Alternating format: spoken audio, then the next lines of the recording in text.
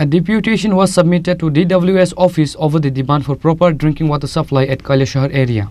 According to the report, there is no proper drinking water supply in Kailasahar 2, 4 and 5 number ward of Kailasahar area from over the past couple of years, which is why a deputation was submitted to DWS office over the demand for drinking water supply.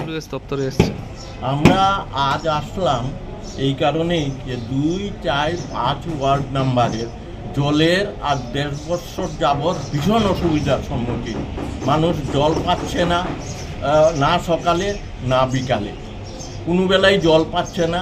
একটা লোক তো মারাই গেল জলের অভাবে, জল নেই।